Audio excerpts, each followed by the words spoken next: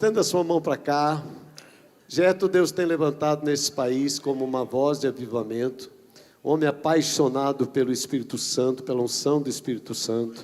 E eu estou certo que Deus vai ministrar muito a seu coração nessa noite, porque eu percebo que a fome de Deus em você, a fome de Deus em mim, e o Senhor sempre corresponde, faz muito mais daquilo que nós estamos esperando dEle, ou até imaginando que Ele possa fazer. Abra os seus lábios e comece a liberar palavras de bênção, comece a liberar esta atmosfera que já está cheia da unção e da presença, para que o Espírito Santo possa se mover. Nessa noite, Senhor, nós liberamos uma unção poderosa do Espírito Santo. Pai, eu declaro, o Espírito Santo tem toda a liberdade para agir em todos os lugares desse ambiente.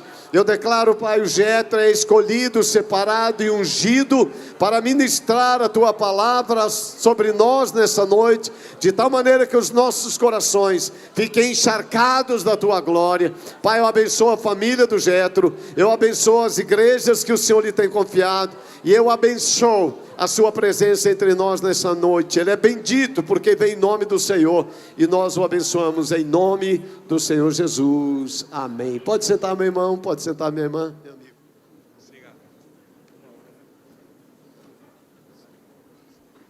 Graça e paz, irmãos. É sempre uma honra poder voltar aqui na Shalom, rever pessoas que a gente aprendeu a amar, admirar, e poder rever o pastor Odilon, a pastora Sinorá, essa família linda, já a terceira geração aí de profetas surgindo. Para mim é um motivo de muita alegria. Alegria também poder rever muitos pastores que nós somos amigos há muito tempo. Fazia tempo que eu não vi o Marcelo. O Julinho eu vejo mais, está mais lá perto de mim, em Paranavaí, ele, a família dele. Mas os demais a gente não tem... a gente mora longe, né? E acaba se encontrando mais nos eventos. Então, para mim é realmente um privilégio. E pena que eu só posso estar com vocês hoje à noite. Eu tenho que voltar amanhã cedo para avançar. E Deus tem me dado o privilégio de poder andar nesse país e em outras nações, pregando a palavra de Deus e vendo aquilo que Deus está fazendo. E quando nós estamos trabalhando numa conferência sobre a saúde da igreja, o alinhamento da igreja, isso para mim é de suma importância. Nós estamos vivendo um tempo de muito perigo. Perigo porque minha mãe me ensinou que existe uma diferença entre comida e alimento. Nós estamos vivendo um tempo em que a igreja tem muita comida, mas pouco alimento. A comida mata a fome, mas não alimenta o corpo. Então, quando a gente é criança, a gente gosta muito de comer. Quando a gente vai ficando mais velho, a gente gosta muito de se alimentar. Então, eu olho para minha filha está ficando mocinha, e eu já estou orando com mais força. Mas a minha filha está ficando mocinha, e a mãe dela falou assim para ela: filha, Coca-Cola vai te dar estria, vai te dar celulite. E ela falou: mas mãe, eu gosto tanto de Coca-Cola, eu gosto de McDonald's, de Burger King. A mãe fala assim: olha, só que agora você está ficando mocinha, você vai ver. E agora a minha filha diz: mamãe, eu já não estou querendo mais Coca-Cola, e eu já estou preocupado com isso, né? Mas eu sei que você entende o que eu estou dizendo. É que nós vivemos um tempo que é o tempo do fast food, em que muitas coisas têm sido servidas na mesa da igreja. E muita coisa que é gostosa, que a gente come, que é comida, e você come, é uma delícia, mas não alimenta o corpo. Na verdade, com o tempo, vai matar o corpo. Porque muita coisa que é comida e que mata a fome, destrói o corpo. A minha mãe me ensinava assim: filho, o que sustenta é arroz, feijão, ovo frito, é galinha ao molho, é carne. Para de comer besteira, filho. Para de encher barriga com esse negócio só mata a fome. Você tem que ficar sustância. E tem muita coisa na televisão, na internet, que o povo crente está adorando comer. Vai matar a fome, mas vai te matar também. Eu aprendi uma coisa na minha caminhada: No meu tempo, assim, quando eu era mais novo na fé, tinha na igreja e nas casas a tal da caixinha da promessa. Eu sei que vocês nunca usaram isso, mas lá em casa a gente usava.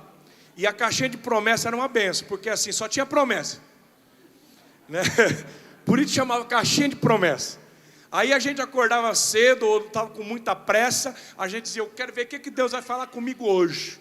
E aí você tirava, posso todas as coisas, e eis que entreguei os inimigos, e você dizia, yes. Não gostei muito dessa promessa, acho que eu vou tirar outra, mais forte. Aí você tirava outra.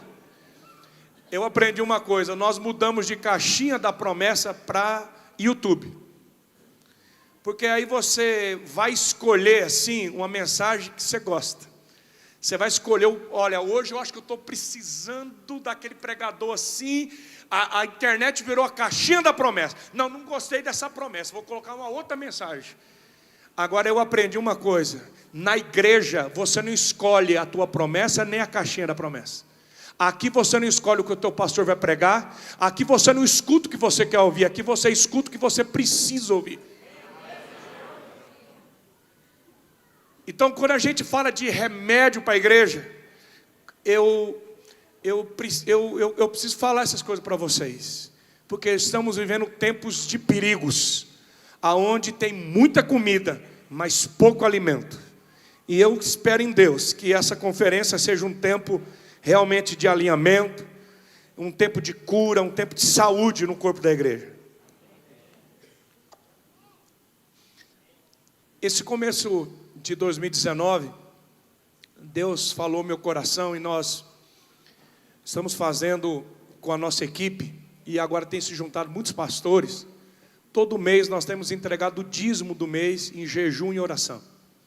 Então quando começa o mês, nós vamos para o sítio, todos os pastores, a gente passa 3 dias orando e jejuando, se preparando para aquilo que Deus quer fazer no mês. E nós nos reunimos essa semana, então eu estou meio rouco assim, porque estava um frio danado. Então segunda, terça e quarta, nós passamos 3 dias no sítio, numa mata, orando, clamando, jejuando, e buscando em Deus um alinhamento, buscando em Deus aquilo que Deus quer. Eu estava falando para o pastor Odilon, que Deus não segue ninguém, é a gente que tem que seguir Ele. Porque a gente vem de uma cultura batista, que a gente fazia um monte de planejamento, a gente reunia uma força-tarefa, e nada contra planejamento. Mas a gente fazia um monte de coisa, e depois orava assim, Deus, agora vem porque nós estamos indo. E Deus não segue ninguém, é a gente que tem que seguir Ele. Deus não tem compromisso com os nossos desenhos, Deus tem compromisso com os desenhos dEle. Então nós temos que entender para onde o vento está soprando, ajustar as velas. Nós temos que entender para onde a nuvem está indo e entrar debaixo dela. Nós temos que entender o que Deus está fazendo e cooperar com Ele naquilo que Ele está fazendo. Isso é saúde, isso é alinhamento para a igreja.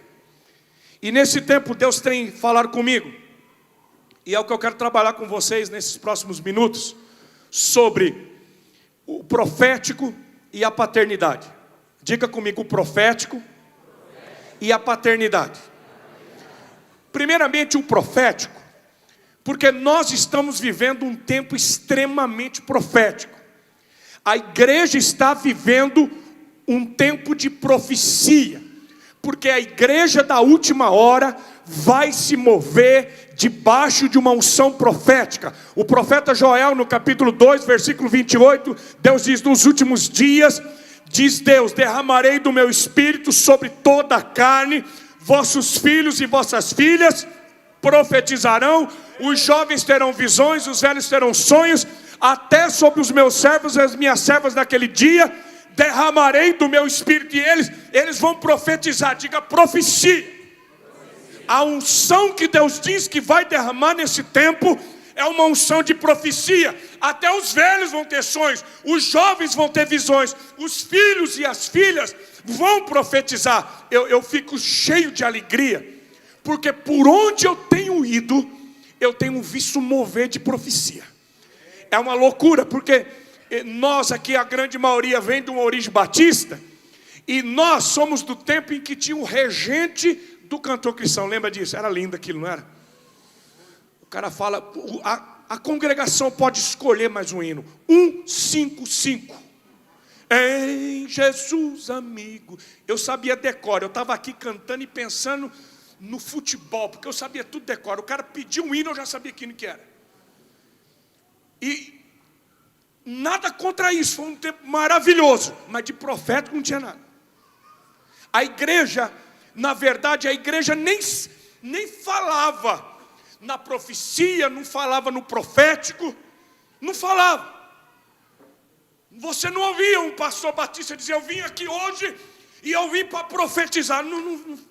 O cara do louvor, na verdade nem falava louvor, a gente cantava corinho, não é? Então, quando eu olho hoje, eu vejo esse pessoal tocando aqui, e o cara fala: cante mais alto, cante mais alto, cante mais. Não é assim. E o louvor, e o cara, ele está ministrando, e ele já começa a adorar. Esses dias eu estava numa conferência em Foz do Iguaçu, e na hora da adoração tinha que cantar 2 hinos, o pessoal cantando, a glória desceu, o cara do louvor, ninguém mais tocou, e ele ministrando. De repente o cara da bateria começou a tocar, Odilon. Eu olhei para a bateria, tinha 2 anjos do lado do cara. Eu fiquei louco, fiquei doido. Eu corri do lado do cara, e a baqueta dele incendiada, e Deus disse: ele está profetizando com a bateria. E o pessoal começou a cair, chapar, porque nossos filhos e as nossas filhas estão profetizando. Diga aleluia.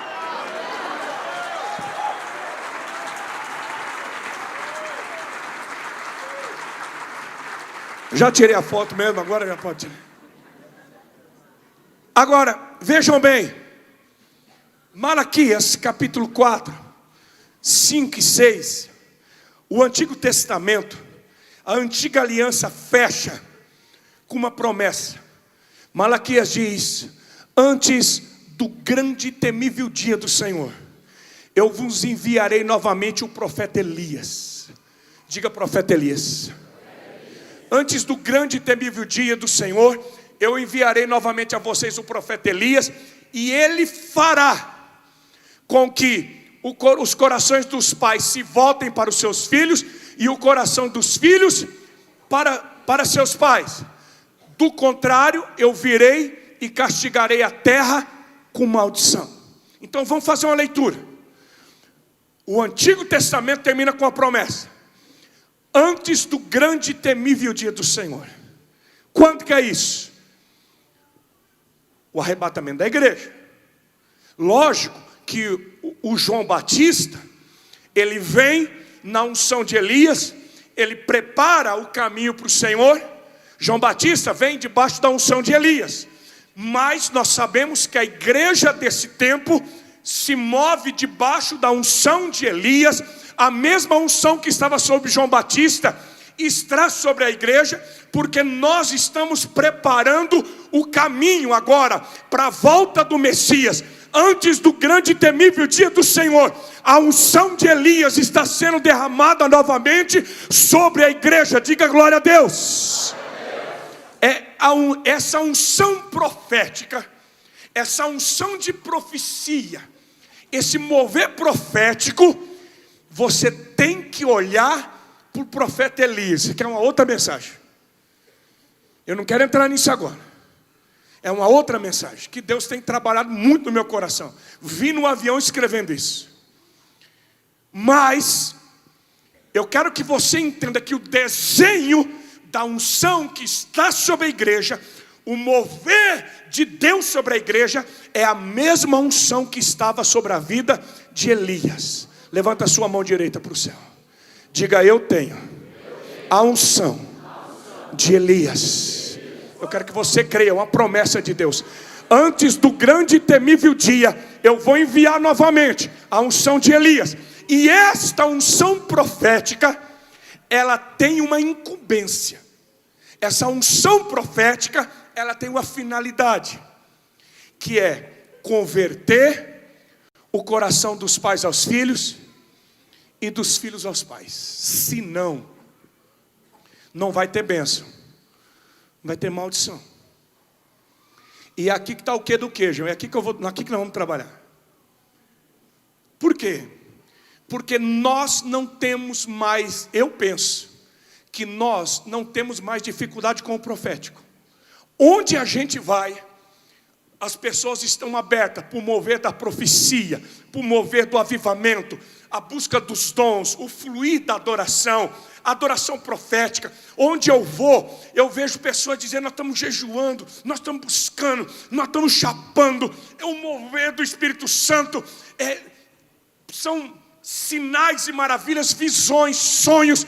Eu acho que não tem ninguém que veio aqui essa noite que não tenha recebido uma palavra profética. Existe um mover profético na igreja. Agora, nós rompemos no profético, mas o nosso coração ainda não se converteu.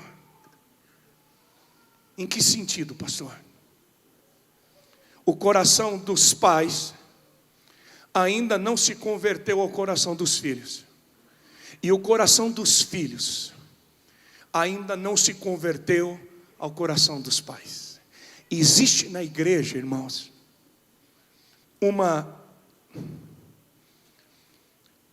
uma dificuldade muito grande de viver família, de viver paternidade, de viver maternidade. É só você parar e pensar. Vamos pensar no nosso meio batista. Quantos pastores batistas você conhece que chamam um outro pastor de pai? Eu prego muito no meio pentecostal. Eu não sei porquê, mas eu prego bastante. Quando que você viu um pastor da Assembleia de Deus dizendo assim: esse pastorzão aqui é meu pai, não, essa pastora aqui é minha mãe? Quando que você viu alguém dentro de uma igreja pentecostal dizendo assim: olha, eu faço parte de uma família, essa aqui é minha mãe, essa aqui é... Quando que você viu isso? Nós temos vivido um grande avivamento, mas o nosso coração não tem se convertido. E eu digo para vocês por quê. Eu uso a minha experiência. A minha experiência como família, eu já testemunhei aqui nessa igreja. A minha experiência com família é uma experiência muito frustrante. Meu pai foi embora de casa, eu não tinha 9 anos de idade ainda. Então o pai que eu conheci foi o pai que me abandonou, foi o pai que não cuidou de nós, foi o pai que colocou minha vida em ameaça, foi o pai que humilhou minha mãe, que abandonou a gente, que não supriu a gente. Então eu cresci, eu me tornei homem sem um pai. Eu cresci sem ter esse vínculo de família, uma família cindida, uma família quebrada. Eu cresci pensando assim: eu tenho que me virar, ninguém me ajuda, eu não tenho um pai para me direcionar, eu não tenho um pai para... Eu cresci assim. E aí eu me converto, eu tenho uma experiência com Jesus de verdade aos 20 anos. Eu perdoo meu pai, com 22 eu vou atrás dele, eu perdoo. Eu resgato meu pai entrega a vida a Jesus. Passado algum tempo eu batizo meu pai, eu aprendi a amar meu pai. Mas eu nunca tive a figura de pai. Eu tive que ajudar meu pai, eu tive que socorrer meu pai. Eu nunca tive essa figura de uma cobertura, de um apoio, de uma ajuda, de uma direção. Eu aprendi a viver sem uma paternidade. Eu aprendi a viver sem ter vínculos de família. As minhas irmãs foram embora de casa muito cedo, porque não via a hora de sair daquela situação difícil. E aí eu me torno pastor. Eu me torno pastor, a igreja cresce, eu começo a formar pastores, e alguns desses pastores olham para mim e dizem: o senhor é nosso pai, é o nosso paizão. E eu pensava comigo: eu não sou pai de ninguém não. Porque essa figura de pai era uma figura muito pejorativa, muito pesada para mim. Essa semântica não combinava comigo. Eu já era crente, eu já era pastor. E então tinha um monte de gente que achava que eram meus filhos, que me chamava de pai, mas eu não sabia o que era ser pai, e eu não sabia o que era ser filho, porque você só vai ter autoridade de pai quando você plantar a semente e a submissão de filho. Ninguém aprende a ser pai se não for filho. Você só colhe o que você planta. Eu não aprendi a ser filho. Como é que eu ia ser pai? Como é que você tem autoridade de pai se você não é filho de ninguém? E esse é o problema da igreja hoje. Porque a grande maioria de vocês aqui também vem de famílias que viveram desestruturas, de paternidades e maternidades, de famílias que viveram problemas. E aí a gente vem para a igreja, a gente entrega a vida a Jesus, nós somos crentes, nós somos pastores, mas viver família dentro da igreja é muito difícil, irmãos. É preciso uma segunda conversão. O profeta Malaquias diz que a unção de Elias, que essa unção profética, ela tinha que gerar uma conversão em nós. Que os pais precisariam se converter de novo. Que os filhos precisavam se converter de novo. E aí, quando chegou em 2012, a minha corda quebrou. Porque deixa eu te dizer, uma hora essa corda quebra. Porque ninguém consegue chegar ao destino sem uma família. É sobre isso que eu vim falar com vocês aqui. E a minha esposa olhava para mim e dizia: você precisa de um pai, você precisa de ajuda, você precisa de alguém para ajudar você, você precisa de um cuidado. Mas eu não entendia isso. E eu quebrei com força. Cheguei a um nível profundo de depressão, tentando tirar minha vida. Em 2013 o EB me apresentou o pastor Domingos Jardim. Agora você imagina um cara de 40 anos de idade, que nunca foi filho de ninguém, que nunca se submeteu a ninguém, já era pastor sênior, tinha um monte de pastor, liderando igreja, mas eu não era filho de ninguém e eu tinha que ser pai de um monte de gente. E você nunca vai ser pai de alguém se você não for filho de alguém. Porque só colhe autoridade quem planta submissão. Não existe isso. Não tem outro caminho. Você só vai colher a autoridade de ser pai, de ser líder, quando você se submete, quando você planta uma semente de humildade, de submissão, de obediência. Agora você imagina um cara, eu nem conhecia o pastor Domingos, mas eu estava tão desesperado, que eu olhei para ele e disse: cara, me ajuda. E eu disse: Deus, converte o meu coração, eu preciso aprender a viver família, eu preciso viver, eu preciso aprender a ser filho, eu preciso me submeter a alguém. E Deus tem me ensinado de 2013 até agora, são 6 anos que eu estou aprendendo. Irmãos, eu estou aprendendo a ser filho. Eu estou aprendendo a andar em obediência, em submissão, em amor e honra com alguém. Então o que eu estou falando com vocês é fruto de uma experiência. E eu estava num tempo de oração, de jejum, e Deus me disse 3 frases, que é o que eu vou trabalhar com vocês hoje, sobre o profético e a paternidade. Deus falou comigo, eu corri para a sala, e eu disse para Leia: Deus está falando comigo. E eu peguei e comecei a escrever. Eu escrevi isso aqui, ó. O profético revela o seu destino, mas a paternidade te leva até ele. Eu vou repetir. O profético aponta o teu destino, mas é a família, é a paternidade que te leva até ele. Vamos ler a Bíblia? 1 Samuel 16, 11 a 13. Vocês conhecem bem esse texto? 1 Samuel 16, 11 a 13. Deus diz para Samuel: pega o chifre, desce na casa de Jessé lá em Belém, e você vai ungir um dos filhos dele como rei sobre a minha nação, como líder sobre o meu povo. E quando Samuel chega lá, o Jessé apresenta os 7 filhos dele, e Deus diz assim: não é nenhum desses, o homem vê a aparência, eu vejo o coração. E aí Samuel olha para Jessé e diz: mas não tem mais nenhum. E aí vamos ler o texto. 1 Samuel 16, 11. Então perguntou a Jessé: esses são todos os filhos que você tem? Jessé respondeu: ainda tem um caçula, mas ele está cuidando das ovelhas. Samuel disse: traga-o aqui, mas não sentaremos para comer enquanto ele não chegar. Jessé mandou chamá-lo e ele veio. Ele era ruivo, de belos olhos e de boa aparência. Então o Senhor disse a Samuel: é este, levante-se e unja-o. Samuel apanhou o chifre cheio de óleo e ungiu na presença de seus irmãos. E a partir daquele dia, o Espírito do Senhor apoderou-se de Davi e Samuel voltou para Ramá. Diga comigo, Samuel voltou para Ramá. Meu irmão, isso aqui é muito importante para nós. Por quê? Porque o profético aponta o destino.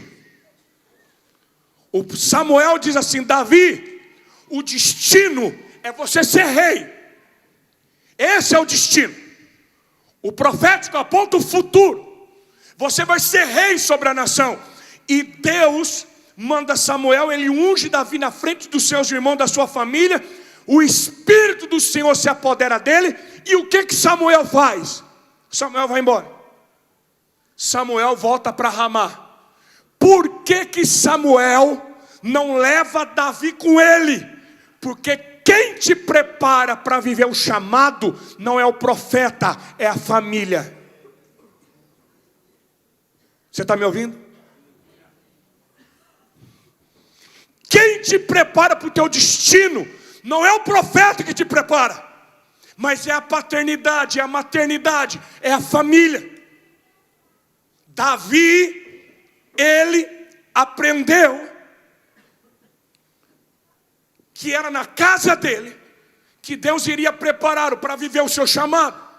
Quem abre mão da casa do pai, joga fora a herança.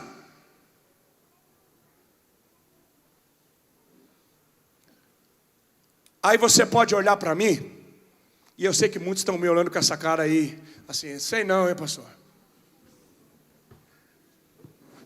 O senhor não conhece a minha cara. O senhor não conhece meu pai. Você não conhece meu pastor. É que você não conhece o Deus que chamou você. Eu aprendi uma coisa, Odilon. Deus deu uma visão para José. Deus deu sonhos proféticos para José. Deus deu visões proféticas para José. E o pai de José, a mãe de José, não entendeu o destino profético dele.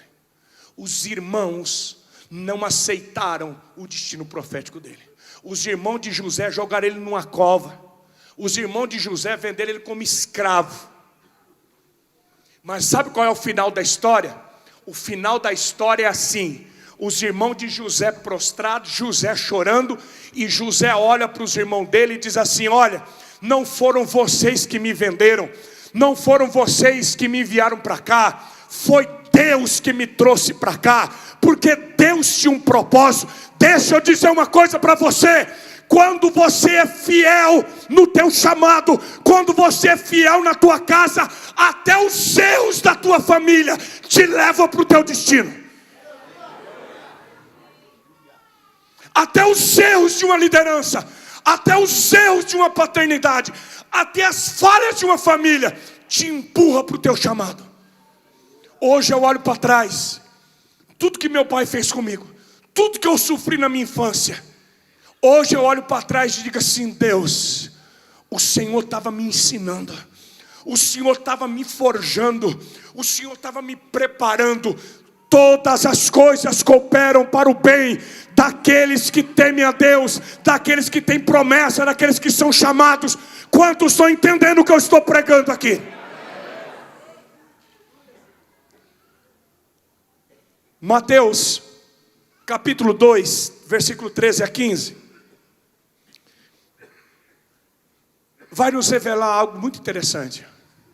Porque todos os profetas, todos, profetizaram sobre o Messias, sobre Jesus. Todo o Antigo Testamento aponta para Jesus, apontam para Jesus. Jesus vem e ele tem um destino profético. O que o Pai faz? Vamos ler. Mateus 2, 13 a 15 diz assim: depois que partiram, um anjo do Senhor apareceu a José em sonho e lhe disse: levante-se, tome um menino, a sua mãe, e fuja para o Egito. Fique lá até que eu lhe diga, pois Herodes vai procurar um menino para matá-lo. ele se levantou, tomou o menino e sua mãe durante a noite e partiu para o Egito, onde ficou até a morte de Herodes. Assim se cumpriu o que o Senhor tinha dito pelo profeta Oséias capítulo 11. Do Egito chamei o meu filho. Mateus 2:23 diz assim: e foi viver numa cidade chamada Nazaré. Assim cumpriu-se o que fora dito pelos profetas: ele será chamado Nazareno. Você vai ver um monte de coisa nos evangelhos, para se cumprir o que foi dito pelo profeta, para se cumprir o que a profecia disse, para se cumprir o que tinha sido dito. Jesus vem e ele cumpre todas as profecias. O que Deus faz? Olha aqui para mim. O Deus Pai Todo-Poderoso tem muitas profecias a respeito do Filho dele. Para Jesus viver as profecias, na mão de quem que o Pai entrega o Filho dele? Na mão de uma família. José foi o único cara nessa terra que ouviu Jesus chamar ele de pai. Quem que leva Jesus para o Egito? É o pai. Quem que traz Jesus para morar em Nazaré, para ser chamado de um nazareno? É um pai. Deus confiou o Filho dele a uma paternidade para viver a profecia. Pastor, por que isso é importante? Porque nós estamos vivendo um tempo, pastor Odilon, em que a gente escuta muito assim: não, Deus falou comigo, eu recebi uma profecia, e Deus falou, está falado, não precisa de igreja, não precisa de pai, não precisa de mãe, Deus é ponto, meu negócio é com Deus, não é com homem. Sem uma família, sem uma paternidade, você não vai chegar no teu destino. Não vai. Não vai. Eu estava preparando essa mensagem.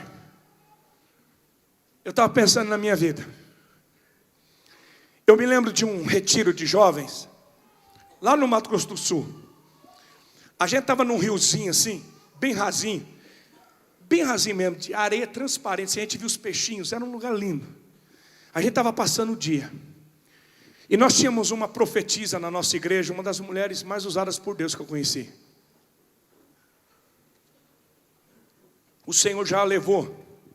Eu era bem jovem naquela época, não faz muito tempo. De não dar risada, né? É a primeira vez que me perguntam se tem plano de saúde no hotel, e perto do Odilon ainda. E essa profetisa se chamava Maria Macedo. A gente chamava ela de Maria Boca Rica, que ela tinha cheio de dente de ouro assim. Era Maria Boca Rica. A irmã Maria, ela era um oráculo, ela era uma mulher muito usada por Deus. Eu devo muito a essa mulher. E quando Deus tomava essa mulher, era uma coisa tão linda. E nesse dia a gente estava orando e o Espírito veio sobre nós. E ela começou a profetizar, e ela disse assim: Jetro, José Roberto, e chamou um outro rapaz. Eu era o mais novo. Os outros dois eram uns 4, 5 anos mais velhos do que eu. E ela disse: Deus está levantando vocês 3 para serem pastores nessa nação. Ela disse: Jetro, você vai viajar as nações. Eu vejo aviões, eu vejo bandeiras, eu vejo uma multidão. Você vai ser um grande pregador. Naquela época eu mal conseguia fazer uma oração. Mas eram palavras que a gente ia guardando no coração. E quando aquela mulher falava, a gente tremia, porque havia muita autoridade. Ela olhou para o Zé Roberto e disse: você vai ser um pastor. Deus vai te levar para uma grande cidade. Você vai ter um grande ministério. Olhou para o terceiro, que eu não quero citar o nome. Ela disse: você vai ser um grande pregador, um grande pastor. Deus vai te levar em muitos estados do Brasil, em outras nações. E começou a falar, descrever coisas que para nós era muito além da nossa imaginação. Coisas que ainda não tinha chegado no nosso pensamento. Mas aquele dia nós nos quebrantamos. E pouco tempo depois, aquele terceiro rapaz já se levantou e disse: eu vou para o seminário. E o pastor disse: calma, cara, ainda não é hora, você não está pronto. Não, porque eu não preciso de igreja, meu pai tem dinheiro, meu pai disse que é para mim ir. E o pastor disse: nós estamos num projeto aqui, espera, você precisa amadurecer mais. Não, o meu negócio é com Deus, não é com homem, não preciso de igreja. E ele foi. Com 1 ano ele volta com a namorada grávida. Ministério quebrado, deixou seminário, deixou igreja, depois engravidou outra, Hoje não é mais crente, é um viciado. Aí você olha para mim e diz: como é que pode, pastor? Hoje eu estou aqui cumprindo aquela profecia. O outro pastor fez parte da minha equipe. Nós começamos uma grande igreja em Presidente Prudente, na garagem da casa dele. Hoje é uma igreja poderosa na cidade. É um grande líder, um grande pastor. Aí você pergunta: por que 2 deu certo e o outro não deu? Porque tem gente que pergunta assim, se não orar: ué, mas Deus não falou? O profeta não profetizou? Entre a profecia e o cumprimento da profecia tem um caminho, e você não chega lá sozinho.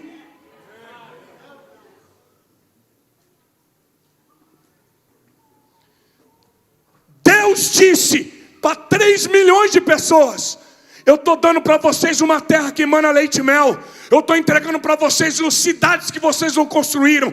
Eu estou entregando para vocês vinhas que vocês não plantaram. Deus prometeu. Houve uma profecia. Moisés foi o grande profeta. 3 milhões de pessoas receberam a profecia. Das 3 milhões, quantos pisaram a terra? 2. Ué, mas Deus não profetizou? Profetizou. Deus não falou? Deus falou. Mas entre o que Deus disse e o cumprimento do que Deus disse, tem um caminho. E é nesse caminho que muita gente se perde. Algum tempo atrás eu peguei meu carro, fui numa cidade. Um grande pastor, líder de jovem. Eu amava demais esse cara. E eu sabia do problema que estava acontecendo. Eu disse: eu vou lá. Peguei meu carro, viajei quilômetros. Cheguei, eu sentei, tomei um café com ele. Eu disse: ô brother, o que está acontecendo? O que está pegando? Você ficou doido? Ele olhou para mim e disse: você me conhece, Getrão? Eu vou sair dessa igreja. Eu não aguento mais ficar aqui. Eu disse: cara, não faz isso. Eu olhei para ele, Osnei, e disse assim: eu sou testemunha que Deus disse que você ia reunir nessa cidade 30 mil jovens. Eu sou testemunha. Ele olhou para mim e disse assim: você acha que eu preciso de igreja para reunir 30 mil jovens? Eu só preciso de Deus. Eu disse: se você abrir mão da tua família e da tua casa, você nunca vai viver essa promessa. Ele disse: você está jogando praga em mim? Eu disse: eu não estou jogando praga. Quem abre mão da casa e da unção do Pai, está jogando fora a promessa, está jogando fora a herança. E o cara jogou. E deixa eu te dizer, nunca vai viver isso. Essa palavra que eu estou te pregando é muito séria. Olha o que o apóstolo Paulo disse para Timóteo. 1 Timóteo 1, 18 a 20. 1 Timóteo 1, 18 a 20. Timóteo, meu filho. Olha que lindo. Timóteo, meu filho. Ele está falando como um pai aqui. Dou-lhe esta instrução, segundo as profecias já proferidas a seu respeito, para que, seguindo-as, você combata o bom combate, mantendo a fé e a boa consciência, que alguns rejeitaram e por isso naufragaram na fé. Entre eles estão meus 2 discípulos, o Emineu e o Alexandre, os 2 MDA dele, os quais entreguei a Satanás para que aprendam a não blasfemar. Eu vou repetir a leitura do texto. Timóteo, meu filho, dou-lhe esta instrução segundo as profecias já proferidas a seu respeito. Olha aqui para mim. O que Paulo está dizendo? Timóteo, tem muita profecia sobre você. Timóteo, você é meu filho. Você recebeu muita profecia, mas muitos naufragaram, muitos afundaram na fé. Por quê? Porque não guardaram a instrução, não obedeceram o caminho.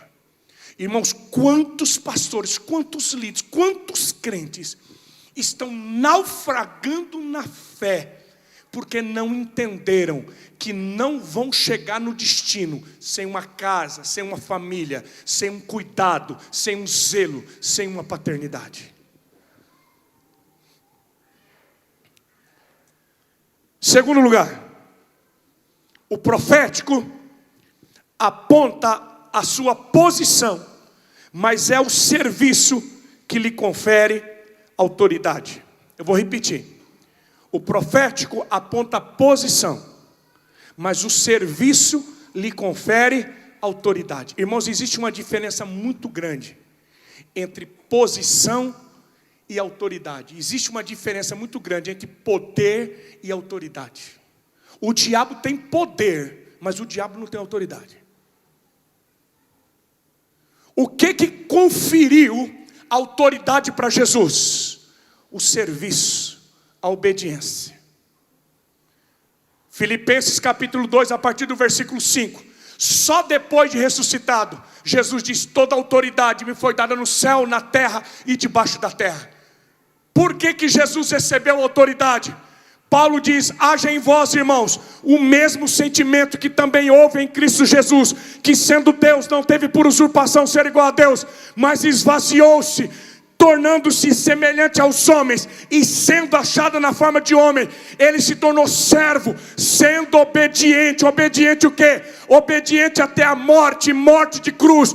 Por isso Deus lhe deu um nome que está acima de todo nome, é o nome de Jesus. Se dobre todos os joelhos que estão no céu, na terra e debaixo da terra, e toda língua confesse: Jesus Cristo é o Senhor, para a glória de Deus Pai. Quando é que Jesus conquista a autoridade? Quando ele é obediente à recompensa do penoso trabalho. Nós vivemos um tempo, graças a Deus está passando no Brasil, mas que muitos líderes estavam buscando títulos. Eu quero ser o apóstolo, eu quero ser o bispo, eu quero ser é tanta coisa. Quando a gente vive a estratégia de pequenos grupos de ministérios, eu acho tão legal, porque antes da pessoa ter o título, ela já tem autoridade. Vocês se lembram de Davi? O que deu autoridade para Davi? O profeta unge ele como rei. Qual é a posição que o profeta aponta? Você vai ser rei.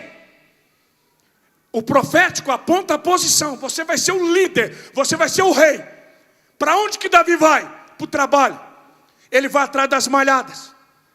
E aí vem o urso. E aí vem o leão. A Bíblia diz que Davi arranca a ovelha da boca do leão. Pensa comigo, irmãos. Não era para Davi olhar e dizer assim: gente do céu, eu sou rei, eu não posso correr esse risco. Não, esse serviço assim de enfrentar leão, esse serviço de matar urso, eu não posso. O profeta já disse: eu não posso correr esse risco. Não. Quem não está disposto a correr risco por uma ovelha, não está pronto para ter autoridade de ser líder de nada. Davi mata o urso, Davi mata o leão. Quando chega o gigante, Davi olha para Saul e diz: já matei o urso, já matei o leão, eu tenho autoridade, eu estou pronto para enfrentar esse gigante. A Bíblia diz que Davi se torna general, se torna líder do exército, e a multidão de Israel canta: Saul matou 1000, Davi matou 10.000. Antes de Davi ser rei, ele já tinha autoridade de rei. Porque o que nos confere autoridade não é o título. O que nos confere autoridade é o trabalho, é o serviço. Quantas pessoas, irmãos, têm tantos títulos, mas não têm autoridade de nada? Quantos chegam na igreja e dizem: mas o profeta disse que eu vou ser rei? Pois é, antes de você ser rei, você tem que aprender a servir pão e queijo para os seus irmãos na guerra. O Jessé chega para Davi e diz: vai levar pão. Era mineirinho, leva queijo também. Leva queijo para os seus irmãos, para os capitão. Meu irmão, não era para Davi olhar para Jessé e dizer: o senhor está de brincadeira comigo? O senhor não viu o que, é que o profeta disse? Eu vou ser rei. Eu lá tenho cara de moleque de recado, de levar recado, trazer recado. Eu tenho cara de garçom para levar pão, para levar queijo. Vou ser rei. Quem não está pronto para servir os irmãos, não está pronto para servir para nada. Tem uma frase que diz: quem não serve para servir, não serve. Quem não serve para servir, não serve. Meus filhos, Deus tem nos chamado, e a autoridade vem. Você só vai conquistar a posição profética quando você viver o trabalho, o serviço. Vamos ler 2 Reis 13, 14 a 21. Eu gosto desse texto.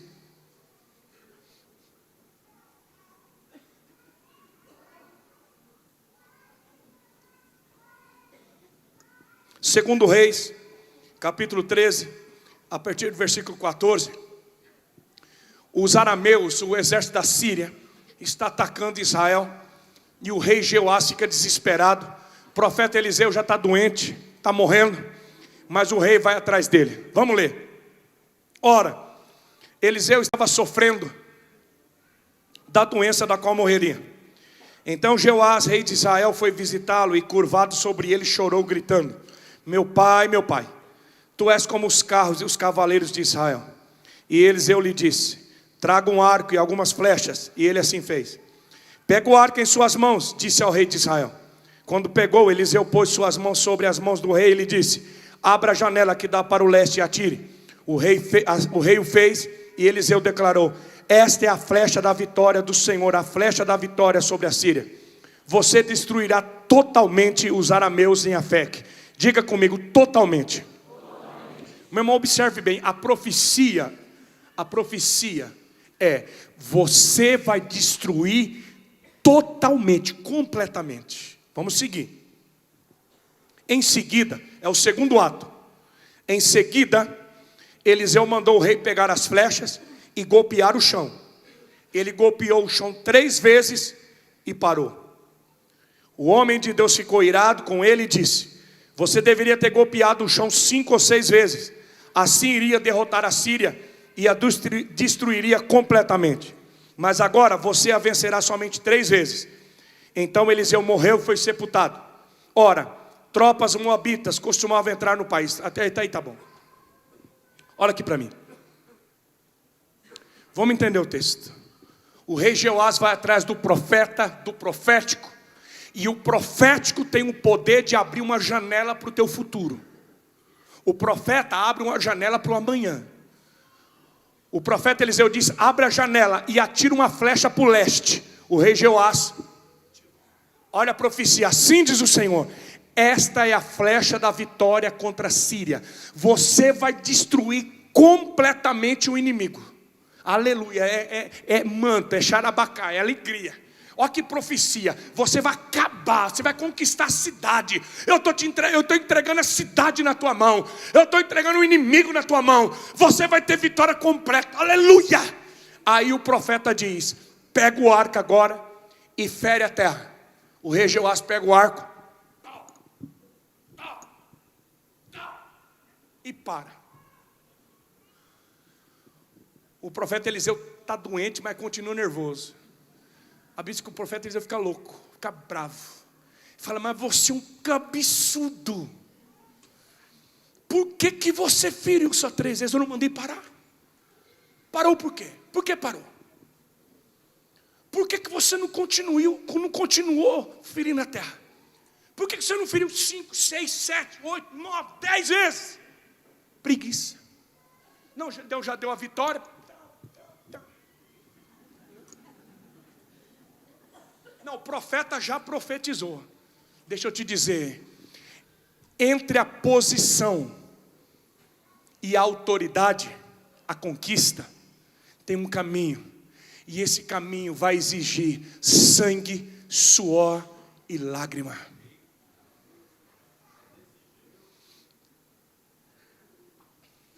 O apóstolo Paulo diz: eu sinto dores de parto, até que Cristo seja gerado em vocês, até que eu cumpra o propósito. Meu irmão, é isso que a igreja brasileira precisa entender. Que o profético abre uma janela. Vamos conquistar o Brasil. O Brasil é do Senhor Jesus. Curitiba é do Senhor Jesus. Abriu o profético, abriu. Agora é hora de ferir a terra. É hora de trabalho, é hora de lágrima, é hora de gemido. O profeta Elias diz: pode comer e beber, Deus vai mandar chuva. Eu já estou escutando ela. E para onde você vai? Eu vou gemer.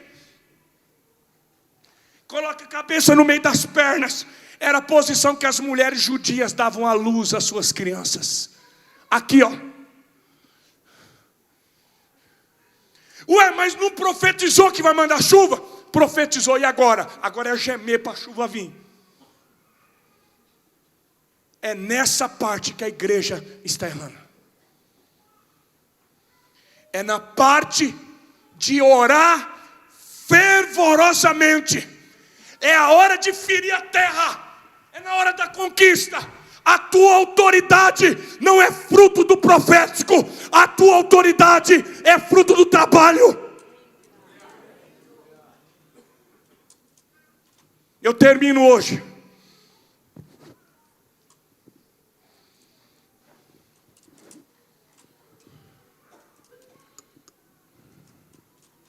Tem tanta coisa para falar aqui, deixa eu pular tudo isso aqui. Terceiro e último lugar. O profético gera esperança, mas é a paternidade que gera identidade. Eu vou repetir. O profético gera esperança, mas a paternidade gera identidade.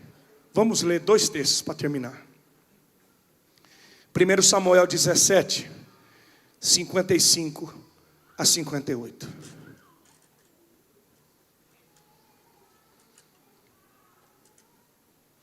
Primeiro Samuel 17, 55 a 58.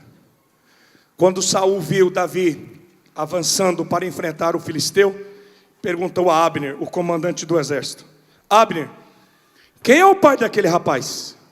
Abner respondeu: juro por tua vida, ó rei, que eu não sei. E o rei ordenou-lhe: descubra quem é o pai dele. Logo que Davi voltou, depois de ter matado o filisteu, Abner levou-o perante Saul.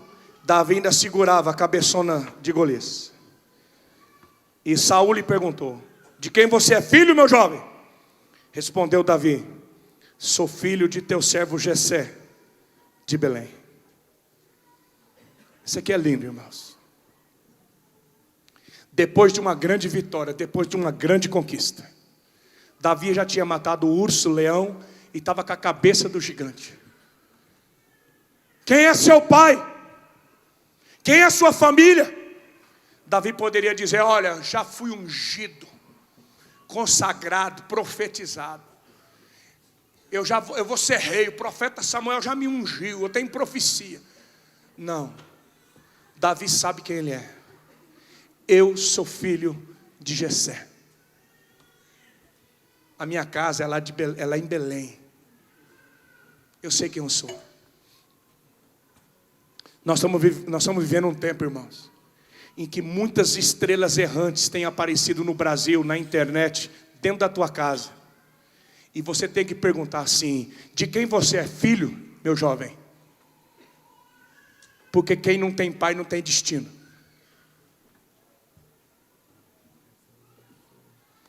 Davi só conquistou o destino dele porque ele sabia quem ele era.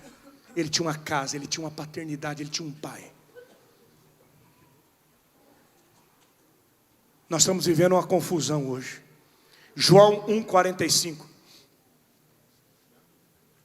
João 1,45 diz: Filipe encontrou Natanael e lhe disse: achamos aquele sobre quem Moisés escreveu na lei, e a respeito de quem os profetas também escreveram, Jesus de Nazaré, filho de quem?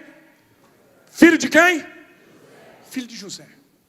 Nós achamos aquele sobre quem os profetas profetizaram. Ele tem uma identidade. Jesus tinha uma identidade nessa terra. Ele tinha uma casa nessa terra. Ele tinha uma família nessa terra. Jesus, filho de José. Só a título de curiosidade, Deus não escolheu Maria, Deus escolheu José. Maria veio de tabela. Não me olha com essa cara de católico.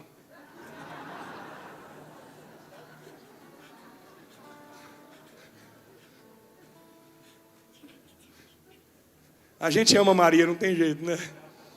Que linda Maria. Mas a Maria veio de tabela. Por quê, pastor? Porque Maria não podia dar identidade para Jesus. Maria não era da tribo de Judá. Maria era da tribo de Levi, prima de Isabel. A profecia sobre Jesus é que ele seria da tribo de Judá, da linhagem de Davi. E quem era da linhagem de Davi era José. A profecia tinha que se cumprir. E para a profecia se cumprir na vida de Jesus, para ele ser chamado o leão da tribo de Judá, ele precisava de uma paternidade, ele precisava de uma família. Para ele ser chamado filho de Davi, ele precisava de uma identidade. Jesus tinha uma identidade. Deixa eu perguntar para você essa noite: de quem você é filho? Quem é a sua família? Nós temos aprendido com o pastor Carlito que igreja não é um lugar para você frequentar. Igreja é uma família para você pertencer. E a gente vem lá de fora com a família arrebentada. A gente chega aqui dentro. Você diz: eu sou crente, eu amo Jesus. Mas a gente não entende o que é ser família aqui dentro. Por que nós amamos células? Por que nós amamos ministérios? Porque a gente consegue estar perto de pessoas. A gente consegue cuidar de alguém e alguém consegue cuidar da gente. A gente consegue ter contato, a gente consegue viver a dinâmica de uma família dentro de uma multidão. Mas quantos crentes estão dentro da igreja brasileira e não fazem parte a nenhuma família? Eles não conseguem viver família dentro da igreja. Não conseguem viver como irmãos. Não consegue viver uma paternidade, não consegue viver uma maternidade, não consegue ser filho de ninguém, não consegue se submeter a alguém. Você nunca vai colher autoridade se você não plantar submissão, nunca. O diabo não tem autoridade porque o diabo não se submete a ninguém. Jesus só conquistou autoridade porque ele se submeteu ao Pai e foi obediente até o fim. Esses dias de jejum que nós fizemos essa semana, foi um tempo assim muito forte para nós. Deus tem nos dado o privilégio de poder receber muitos pastores. Algumas coisas nos marcaram nesses 3 dias. E uma parte muito difícil foi de um pastor que veio e ele disse: a minha filha de 13 anos chegou para mim e disse que está apaixonada por uma outra moça da igreja. E que quando completar 18 anos ela vai morar com essa moça. Ela olhou para mim e disse: eu quero que o senhor saiba, eu sou homossexual e eu gosto de mulher. E esse pastor veio no nosso jejum e ele disse: eu vim aqui porque eu não tenho ninguém. Eu precisava abrir meu coração para alguém, eu precisava que alguém orasse por mim. Foi um tempo muito difícil. Deus disse assim para ele: volta na tua casa, que eu já estou indo na tua frente. Quando ele voltou para a casa dele, a família já estava quebrantada, a filha chorando, indo ao encontro dele, abraçado. Deus visitou a família dele enquanto ele jejuava e orava. Agora preste atenção. Sabe o que Deus disse para nós, pastor Odilon? Que depois de 40 anos no deserto, o deserto é uma figura do mundo. Preste atenção, eu vou fechar com isso. O deserto é uma figura do mundo. Nós fomos tirados do deserto. Deus nos resgatou do deserto. Deus nos resgatou da escravidão. E depois daquele tempo de deserto, eles estavam em Gilgal, próximo ao Jordão. E antes de conquistar a terra, Deus disse para Josué: Josué, faça uma faca de pedra é uma simbologia da rocha que é Jesus, porque a rocha produz água, a rocha produz mel e a rocha produz ferramenta. Pega a rocha, pega a pedra e faça uma faca. Aquilo que os pais não fizeram, Josué, você vai ter que fazer. Pastores, igreja, escuta bem. Eu e você, a gente vem lá do mundo, a gente vem lá de fora. E muitas coisas o nosso pai e a nossa mãe devia ter feito. Tinha que ter arrancado o prepúcio do nosso coração. Tem muita coisa que a nossa família tinha que ter tratado. Mas o nosso pai e a nossa mãe não tratou. Nem é por maldade, mas por falta de conhecimento. E aí a gente vem para cá. E muitos de nós não tem conseguido conquistar a terra. Não tem conseguido chegar no destino profético. Porque não teve um pai, uma mãe, uma família para cortar o prepúcio, para arrancar os resíduos do coração. Vou dar um exemplo claro. Digamos, olha para esse copo aqui. Ainda tem um pouco de água aqui, certo? Digamos que eu pego assim um veneno simples, um Tordon, um regente, coisa simples assim. Um fornecido de tatu. E eu coloco assim um regente aqui, que é um veneno mais forte que eu conheço, que é o único que consegue combater formiga. Eu coloquei veneno nesse copo, certo? Eu falo assim, bebe, você não vai beber, certo? Você fala, não, pastor, tem veneno aí. Aí eu pego essa água e vou aproveitar a água plantinha aqui. Joguei, certo? Aí eu pego esse copo, Osni, e digo assim, Osni, não, já joguei fora o veneno. Eu pego esse copo e coloco mais um pouco de água aqui agora. E falo, Osni, bebe. Você vai beber? Pô, mas eu não joguei o veneno fora? O que ficou nesse copo? Por que a gente não bebe? Porque ficou os resíduos nas veias. É invisível, mas ainda tem veneno aqui e mata muitos de nós. Deus já lavou, Deus já limpou, você é salvo. Às vezes nós somos até pastores, mas ainda existe uma raiz, resíduos de veneno na nossa vida. E deixa eu te dizer, só uma paternidade, só uma liderança, só uma igreja pode nos limpar, porque a autoridade foi dada para a igreja, os ministérios foram dados para a igreja, os dons foram dados para a igreja. Fora da igreja ninguém vai conseguir arrancar esses resíduos. É por isso, meu irmão, que tem muita gente que foi salva, que ama Jesus, mas que estão aí fora e estão envenenando muita gente, porque não teve um pai e uma mãe para pegar uma faca de pedra e arrancar o prepúcio, arrancar os resíduos do coração.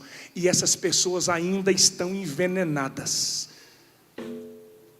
porque só o tratamento, só uma casa, só um pai, uma mãe pode pegar uma faca de pedra e nos limpar de forma completa. Ficamos em pé essa noite.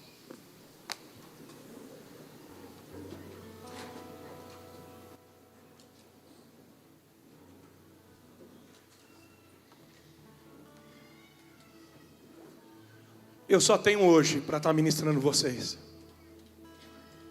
Por isso eu prego e ministro como se fosse a última chance da minha vida, porque eu não sei nem se eu vou voltar para casa. Eu não sei como é que vai ser amanhã. Então cada vez que eu prego como se fosse a última vez da minha vida. E essa é a mensagem que Deus colocou no meu coração. E Deus me disse, por onde você foi esse ano, você vai pregar essa mensagem. Por quê, pastor? Porque se o teu coração não se converter aos pais, e se o teu coração não se converter para você se tornar filho, não tem bênção, irmãos.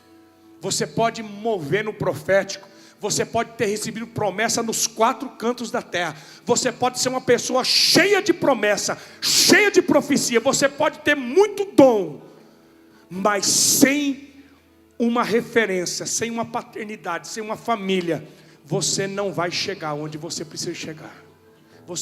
Deus decidiu que nós não chegaríamos sozinhos. Você precisa de alguém, e eu também preciso. O meu coração precisa se converter. Se eu não tivesse decidido por uma paternidade, se eu não tivesse convertido o meu coração e me tornado filho, eu não estaria pregando aqui essa noite. E vamos falar a verdade, é a coisa mais difícil da nossa vida. Não é difícil ser crente, não é difícil pertencer a uma igreja, difícil é ser família aqui dentro. Difícil é ter o coração convertido. Difícil é olhar para alguém e dizer assim: eu vou amar, eu vou honrar, eu vou respeitar. Porque homens têm problemas, homens têm falhas, irmãos têm problemas. Família é um trem difícil, mas Deus decidiu se manifestar em família. Deus decidiu nos preparar, Deus decidiu nos treinar em família. Se Jesus teve uma família nessa terra, você também precisa ter.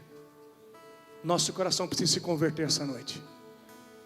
Eu digo pelo Espírito Santo de Deus, alguns aqui se decepcionaram demais. Eu sei o que eu estou falando. Eu sinto corações aqui com muita resistência no que eu estou pregando, porque você se decepcionou com a sua liderança, você se decepcionou com a sua família, você se decepcionou com a tua paternidade. E aí, pastor? E aí que quando José viu os irmãos e o pai dele, sabe o que o José disse? Manda buscar meu pai e minha mãe, eu vou alimentar meus irmãos. Tudo que vocês fizeram foi Deus me empurrando para o meu destino. Todo o sofrimento que você viveu, toda a decepção que você viveu, é Deus empurrando você para você crescer, para você chegar onde Ele quer que você chegue. Ele tem um caminho no meio do deserto. A Bíblia diz que Jesus aprendeu a obediência por aquilo que Ele sofreu. Sabe, tem algumas coisas que me constrangem. Porque Jesus está no Getsemane dizendo: Pai, passe de mim esse cálice. Pai, não deixe eu beber esse cálice. O que o pai respondeu para ele, irmãos? O que o pai respondeu para ele? Nada. O pai não disse nada para ele. O pai não respondeu nada. E o que Jesus fez? Pai, seja feita a tua vontade e não a minha.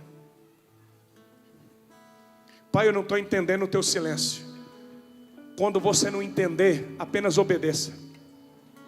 Você não precisa entender, você só precisa obedecer.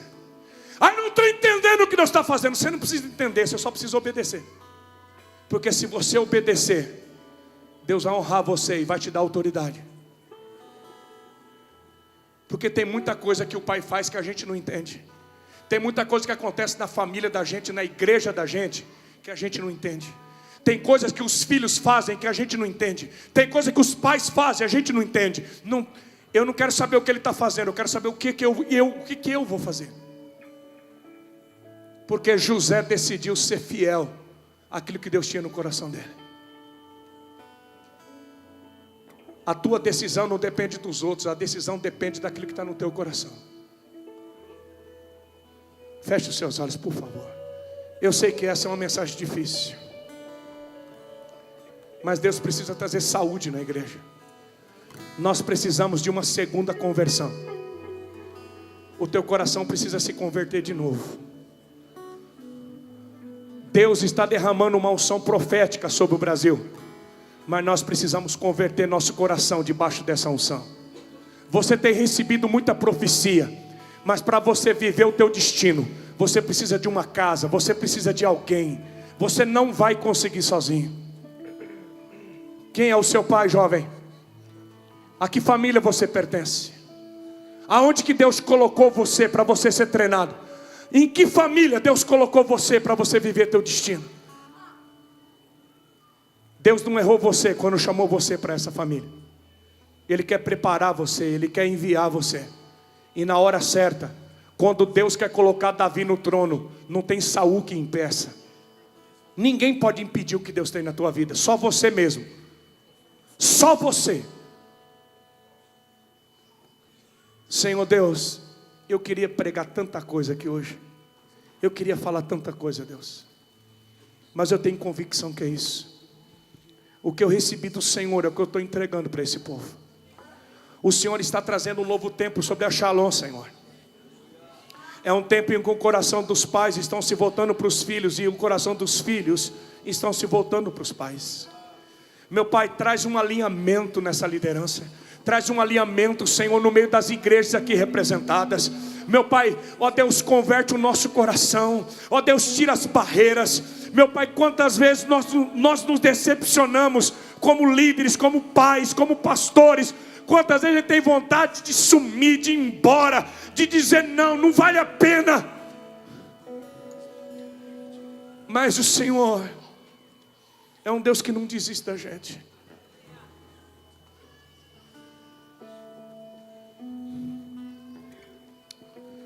Oh meu Deus. Meus filhos, olha aqui para mim, deixa eu te contar uma última coisa. Vem no meu coração agora, eu vou falar para vocês em 1 minuto. Deus não me deu o privilégio de ser pai biológico. A minha esposa tem alguns problemas. Nós já completamos 18 anos de casados e nós não temos ainda um filho biológico. Ou uma filha. Mas eu me lembro há 12 anos atrás. Eu estava em casa e uma pessoa da minha diretoria, uma mulher da nossa igreja, ela me ligou e disse: pastor, tem uma mulher que trabalhava comigo e foi na igreja uma vez comigo, e ela está morando lá no Pará agora, e ela tentou se suicidar. Liga para ela, pastor. Ela está mal no hospital, ela está com o celular lá. Meu irmão, há 12 anos atrás, uma ligação de celular era muito cara. Era aqueles batatão ainda. Não era a igreja que pagava meu telefone. Então eu fiquei pensando comigo, eu não vou ligar porque vai ficar cara essa ligação. Mas algo queimou no meu coração. E eu peguei ainda no meu telefone fixo. Liguei para o celular lá no Pará. E a hora que eu liguei, ela atendeu, eu falei: minha filha, aqui é o pastor Jetro. Eu estou sabendo que aconteceu com você. Eu queria orar com você. Ela diz: ai pastor, e começou a chorar. Eu falei: filho, não chora não, porque choro no telefone é caro. Não chora não, filha. E ela disse: ah pastor, o senhor sabe, eu já tenho duas filhas, e agora eu estou grávida de 6 meses. Eu não sei, os médicos que vão ser um menino, mas eu tentei matar essa desgraça 6 vezes. Já tentei abortar 6 vezes, esse moleque não morre. E aí eu desesperei, tomei veneno para morrer eu e ele. Que eu não quero nem ver. Eu falei: meu Deus do céu. Ela disse: agora os médicos disseram que o coração dele parou de bater, que ele deve estar morto dentro de mim. E eu estou aqui no Pará, não tem nem ultrassom nesse hospital, estou passando mal aqui, estou sofrendo. E eu vi que a situação era difícil. E quando o pastor quer encerrar o assunto, o pastor diz assim: vamos orar, filha. Não é assim? Quando o pastor falar para você: vamos orar, é porque acabou a reunião. Eu falei: vamos orar, filha. E eu comecei a orar. Quando eu comecei a orar no telefone, eu tive uma visão de Deus. E Deus me disse assim: diga para ela que a criança está viva. Como eu protegi Moisés das águas do Nilo, eu protegi essa criança da morte. Essa criança vai nascer. Fala para ela que a criança está viva, profetiza a vida. E eu comecei a chapar, e aí já esqueci da conta do telefone. Comecei a orar e profetizei vida. Coloca a mão no seu ventre. E ela colocou, e eu orei. A criança começou a se mexer, e foi um negócio louco. Ela disse: o que eu faço, pastor? Eu não quero essa criança. Eu falei: vai para o hospital mais próximo, vê o que você precisa fazer, não faça mal para essa criança. Nós temos um lar de criança aqui em Junquerópolis, nós vamos abrigar essa criança. E aí ela foi, fez ultrassom. Pastor, a criança está viva, mas o médico disse que pode nascer com problema mental, ou faltando uma mão ou um pé, porque eu tomei muito veneno, e a criança tem problema. Mas eu não quero nem ver essa criança. Eu disse: filha, fica tranquila, não faça nenhuma besteira, eu vou arrumar uma família aqui. E aí eu e minha esposa tentando, porque nós temos um lar de criança, e o Espírito Santo disse assim: hoje é, deixa de ser cabeçudo, é para você cuidar dessa criança. dia 11 de fevereiro de 2008, a minha filha nasceu. Quando ela nasceu nos meus braços, assim. E a mãe dela, a genitora dizia assim: olha, pastor, está faltando um pé, uma mão, vê se ela é normal. E a enfermeira pegou assim e disse: ela é linda, pastor, está perfeita. Era uma menina, achava que era um menino e era uma menina. E aí ela não quis pegar, não quis amamentar, mas fomos para o quarto. E ela disse: pastor, leva, eu não quero ver, eu não quero nada. Eu falei: tá bom, minha filha, mas espera o seguinte. Eu peguei a minha filha, recém-nascida, junto com a minha esposa, olhei para ela, Odilon, e disse assim: minha filha, eu estou pegando essa menina que Deus deu para você, e agora você está me entregando, eu estou pegando ela. Eu quero te dizer, é a minha vida pela vida dela. Eu agora estou assumindo essa menina como pai, e se for preciso, eu dou a minha vida por causa dessa menina. A minha filha se chama Esther, ela tem 11 anos. Já teve vezes que eu fiquei pensando em jogar ela pela janela. Eu sei que você nunca pensou isso com os seus filhos, mas eu já passei muita raiva com ela. Mas quando a Estherzinha me decepciona, quando a minha filha me faz chorar, eu me lembro que ela é minha filha. E que eu prometi, é a minha vida, pela vida dela. Eu converti o meu coração no coração da minha filha. Nada vai me impedir de ser pai dessa menina, nada. É sobre isso que eu estou pregando essa noite. É assim que o nosso coração tem que se converter dentro da igreja. Porque nós estamos vivendo um tempo em que as pessoas falam: meu filho, minha filha, meu pai, meu pastor, meu paizão. Mas na hora da raiva a gente joga pela janela. Que tipo de família nós temos vivido dentro da igreja?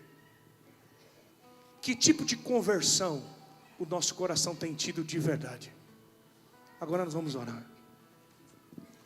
Senhor, tem misericórdia de nós. Nos perdoa, Deus, porque nosso coração é duro, é ingrato demais. Nos perdoa, Deus, porque nós não temos vivido essa realidade, Deus. A unção profética tem vindo, mas essa unção de Elias precisa converter nosso coração. Nós precisamos desesperadamente ser uma família, ser um, para que o mundo veja Cristo em nós. Um coração que foi obediente, um coração que se submeteu. Um Deus filho que diz: eu só faço o que eu vejo o Pai fazer. Eu vim aqui em obediência ao Pai. Nos ajuda a ser família e viver família. Eu queria terminar orando por você. Você que diz: pastor, eu preciso de uma faca de pedra essa noite. Eu preciso que Deus circuncide o meu coração. Existem uns resíduos de veneno ainda na minha vida. Eu preciso que Deus tire. Talvez você não tenha conseguido viver isso que nós estamos pregando. É o maior desafio da igreja. Se você entende o que eu estou falando e você diz: eu preciso disso, sai do seu lugar, deixa eu orar com você. Você que diz: eu preciso dessa conversão.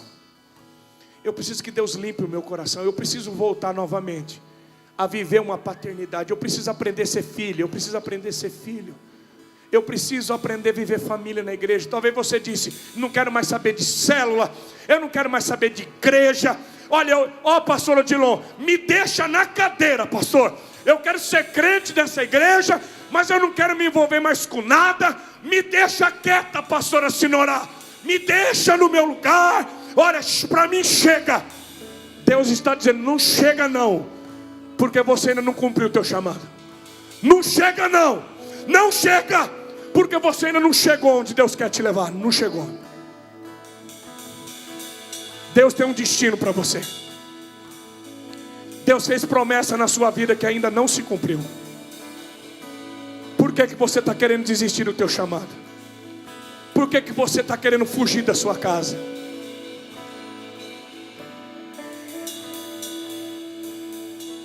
Quem foge da casa do pai joga fora a herança. O que Deus tem para você, Deus vai usar a tua família para te levar até lá. O que Deus tem para a tua vida só vai acontecer quando o teu coração se converter.